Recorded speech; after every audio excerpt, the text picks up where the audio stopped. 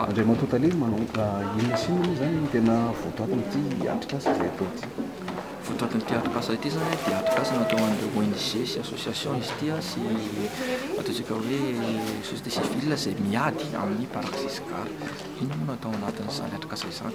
Ao zany dia nisy fiaraha-miasa tamin'ny Alliance contre le tabac en Afrique, izany hoe fitambaram-be an'ny ONG manerana ny Afrika izy io, izay hanome traikefa zany hanome ny fahaizana amin'ny hoe inona ny tena mission andreo ONG sy association ireo amin'ny adiny paroxysme gare. Raha zavatra hitantsika eto Madagasikara matetika ireo ONG sy association ireo zany dia hoe ao amin'ny resaka sensibilisation fotsiny zany ataony zareo, kanefa tsy izany ny tena mission an'ireo ONG ireo, mission anankiray io, fa ny tena hoe ahoana ny tena asan'ireo ONG ireo amin'ny fampiarana ny convention cadre pour la lutte anti-tabac.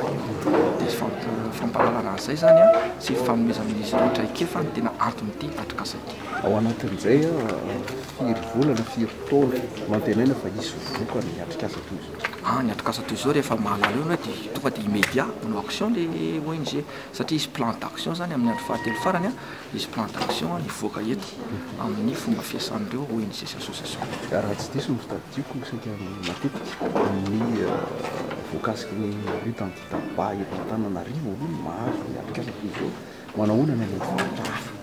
Matetika anie reto eto amin'ny faritra Antananarivo reto manana ratsa mangaika any amin'ny faritany, ka ireo olona nahazo formation teto Antananarivo zany no hanao formation cascade amin'ny ratsa mangaika any amin'ny faritra. Fanontaniana farany mikasika ny vokatra azo amin'izao fotoana izao amin'izany ady amin'ny fidorohana paroxysme gare zany. Ny vokatra azo amin'izao fotoana izao efa fantatsika, efa hita hoe mihena ny fifohana an'io sigara io, satria efa napetraka ilay antsoina hoe avertissement sanitaire zany izay sensibilisation ngeda be amin'ny fonina paroxysme gare.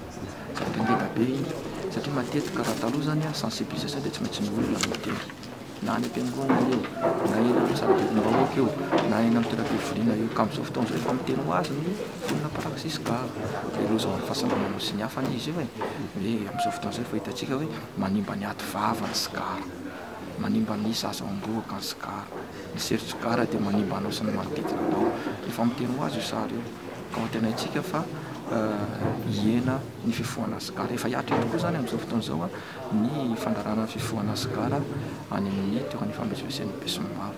Ka ifandrarana ny fifohana sigara io dia anisan'ny entina hanenana mitahan'ny fifohana sigara sy ny fihinanana paraky zany izy io, indrindrandrindra fa miaro ireo tanorantsika tsy hiditra ao anatin'ny fandrakana. Na izany mihitsy zany misy ny hafatra izay tokony ampitaina amin'ny be sy ny maro. Ya, ny hafatra zany dia tsotra be, indrindrandrindra amin'izao fotoana izao ny priorité eto Madagasikara dia ny ataontsika hoe ady amin'ny serosigara zany ny priorité amin'ity taona ity.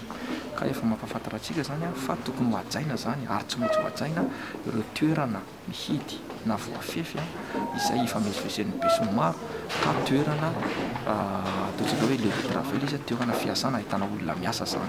Rehefa misy olona miasa ao ka toerana mifefy izy io na inona dia toerana tsy azo fifohana sigara avokoa.